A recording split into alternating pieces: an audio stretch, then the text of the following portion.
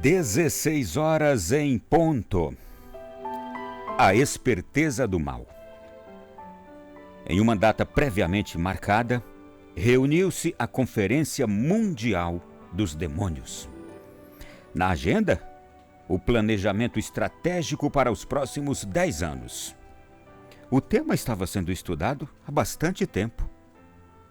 Tomou a palavra, então, Lúcifer, o chefe deles, e disse o seguinte: não podemos impedir os cristãos de ir à igreja. Nem podemos impedir que leiam a Bíblia ou que batizem seus filhos. Mas uma onda de religiosidade varre o mundo. E se não dermos um basta, em breve estaremos quebrados. E aí, a partir desse instante, ele começou a explicar um plano muito ambicioso. Todos os demônios estavam atentos. E o seu chefe falando. E ele então explicou qual seria o plano. Vamos deixá-los ir à igreja.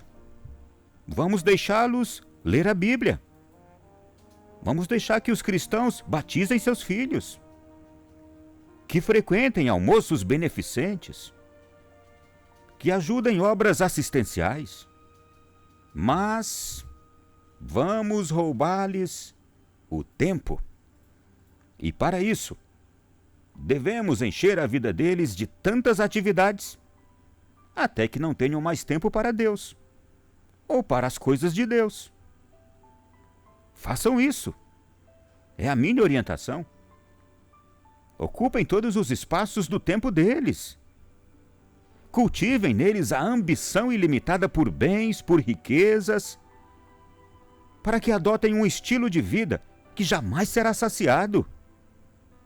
Este é o caminho. É preciso ainda incentivá-los a ter pressa, a concorrerem entre si e a gostar de muito ruído, para que desviem a atenção do que é realmente importante. E para isso, já estava ele pensando em terminar o seu discurso.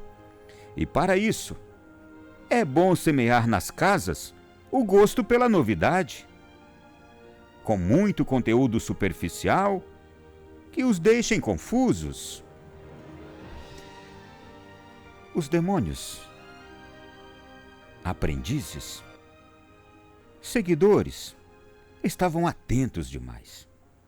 E o diabo velho ainda continuou dizendo: é interessante ainda difundir a preocupação com a forma física, para que eles sigam os modelos da moda e sacrifiquem a saúde em nome de uma estética rigorosa e incansável. E para datas especiais como o Natal e a Páscoa, precisamos incentivá-los a cultuar o Papai Noel, o Coelhinho da Páscoa, para que sintam uma necessidade ilimitada de dar e receber presentes. Assim, vamos encher a vida deles de tantas coisas que simplesmente não haverá lugar para Deus. Naquela hora, uma grande salva de palmas sacudiu o ambiente. A proposta de Lúcifer era excelente. Ninguém na plateia duvidava que o plano teria muito sucesso. Isto porque eles sabiam, realmente, conseguiriam colocar em prática aquela ideia.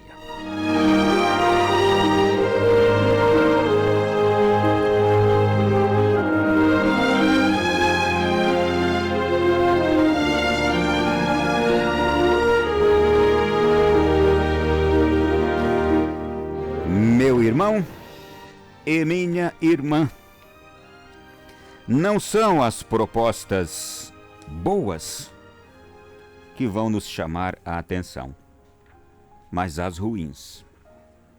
Não são as coisas boas que vão nos fazer perceber o mal, mas as ruins.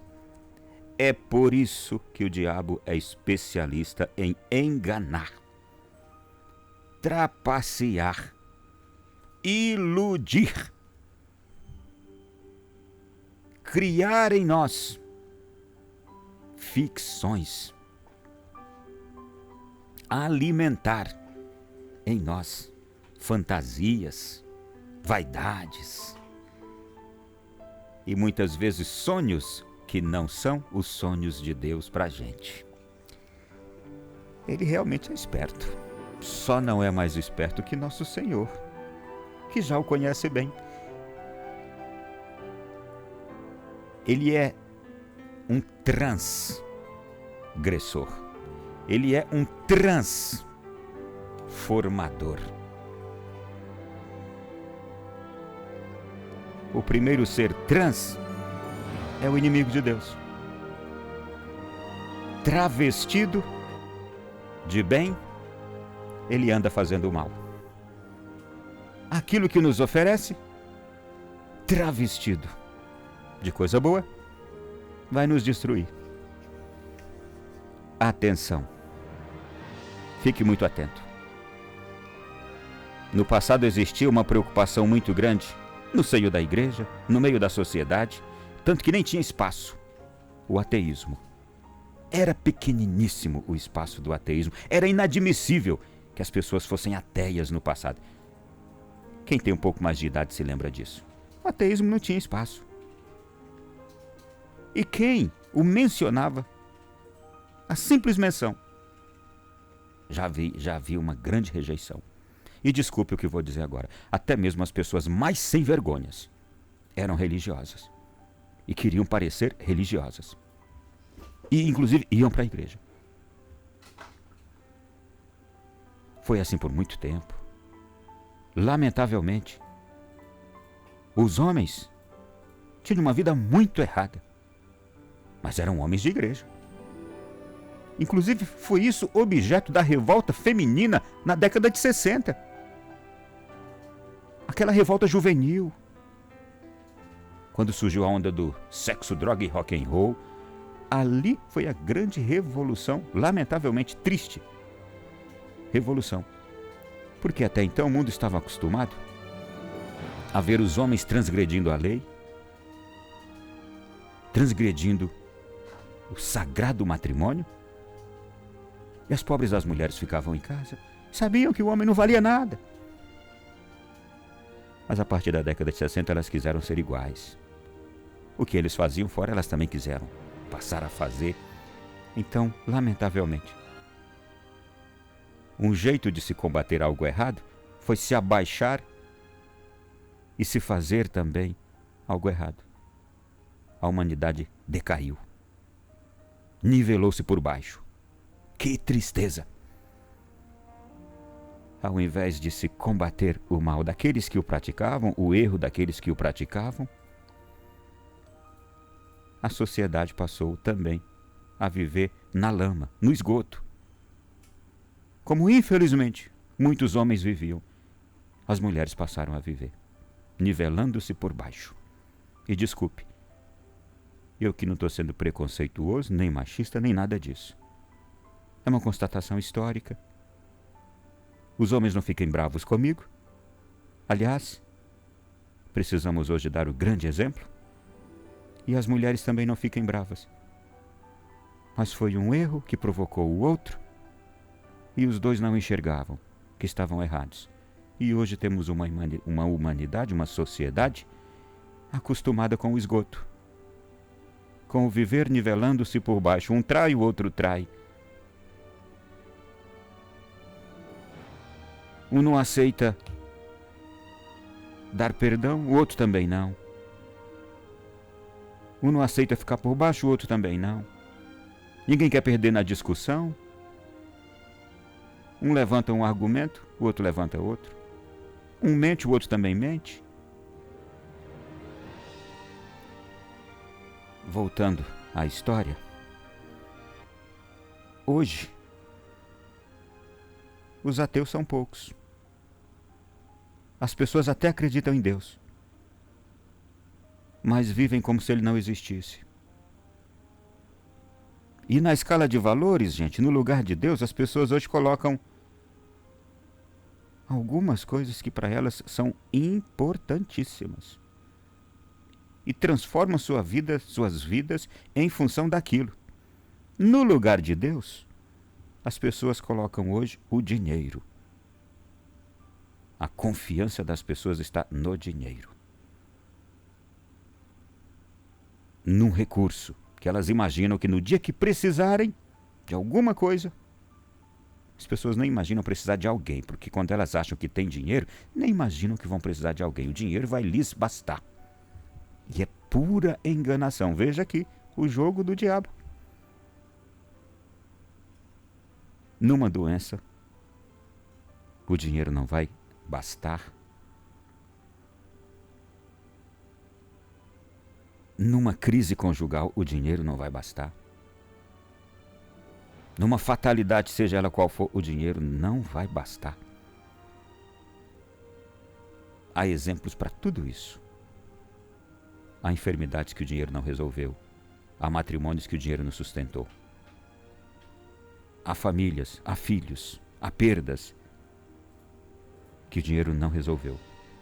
Ele é uma ótima ferramenta para convivência na sociedade.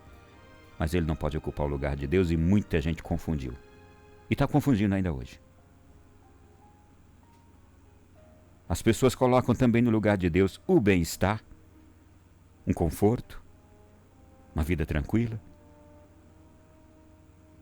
E isso também não vai adiantar.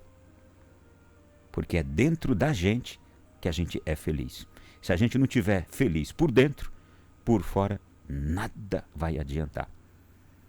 Nenhum bem-estar externo é capaz de transformar uma pessoa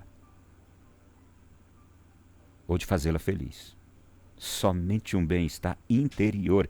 E essa satisfação interior só existe alguém capaz de fazer a gente sentir, fazermos-nos sentir. Somente nosso Senhor, nosso Criador. Ele é o nosso engenheiro. Ele nos projetou. Só Ele é capaz de nos fazer sentir felicidade, satisfação na vida. E ainda há algo que nós colocamos no lugar de Deus, nos enganando, nos iludindo. Preocupação com as coisas materiais. São bem parecidas as coisas, né? Dinheiro, bem-estar e coisas materiais. Elas são diversas. Semelhantes, mas diversas. A gente se encher de muitas aquisições, de muitos aparelhos, de muitos equipamentos, de muitas sofisticações, também não vai resolver. Nossa grande ansiedade e desejo, vontade de felicidade, realização pessoal. E não estou falando mal de nada disso, o dinheiro é importante. É uma ferramenta de convivência social. O bem-estar, ele é necessário e precisamos buscá-lo. E a preocupação com bens materiais deve até existir. O que acontece é que é uma distância tão pequena entre ter essas coisas e viver para elas, porque a gente pode muito bem se utilizar de tudo isso aqui e dizer: mas quem manda na minha vida é Deus. Ou então a gente pode assumir tudo isso aqui, ter tudo isso aqui e dizer: não quero mais saber de nada, eu mando em mim. Eu dou conta de tudo. Eu sou o bom, a boa. Olha tudo que eu tenho. Tá aí a diferença. Meu irmão e minha irmã, se Deus é mesmo importante para mim, eu devo ser capaz de dedicar um tempo razoável para Ele. Ele precisa ter um tempo nobre no meu dia. Qual é o tempo nobre no meu dia? Os melhores momentos do meu dia precisam ser dele. Se ele for realmente importante para mim, eu devo começar isso hoje mesmo. E deixar para lá, em segundo plano, terceiro,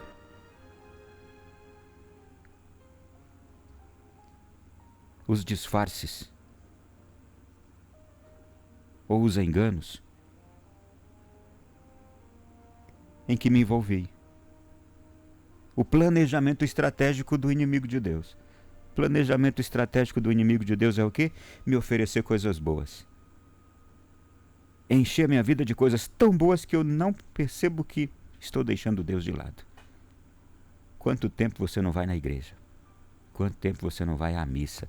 Quanto tempo você não se confessa? E olha, não estou falando nem agora desse tempo da pandemia. Aliás, em muitos lugares já foi possível a volta para a igreja, aos sacramentos. Mas vamos ser muito sinceros. Há quanto tempo me acostumei a ficar longe de Deus? Há quanto tempo para mim a missa virou apenas um desencargo de consciência? Se eu não for na missa domingo, eu vou carregar um peso de que as coisas não vão dar certo. Isso não é fé. Ir à missa é o meu amor por Jesus que me empurra para ela, que me puxa para ela, que me leva até a igreja. Por desencargo de consciência, por superstição, nem vá. Nem vá. Se eu não for para a missa a minha semana, vai acontecer alguma coisa ruim comigo, eu tenho que ir para me proteger. Ah, você já está comercializando. Você está comercializando. Você é um ótimo comerciante. E acha que Deus está entrando na sua. Ó, eu vou na missa aos domingos, porque se eu não for, pode acontecer alguma coisa ruim na semana. É porque eu estou querendo aí trocar de carro, estou querendo arranjar uma namorada, um namorado. Então vou começar a ir para a missa, vou começar a ir para a igreja. Esse comércio não pode dar certo, não. Sabe, meu irmão? Sabe, minha irmã? Abrir os olhos do nosso coração e da nossa mente é a gente saber que existe uma esperteza no mal e que existe uma esperteza neste mundo que é muito mais enganadora do que eu sou capaz de lidar com ela. Então fique muito atento. É assim que está começando o nosso programa de hoje e que Deus te abençoe. Como diz o povo no interior, abra dos olhos, viu?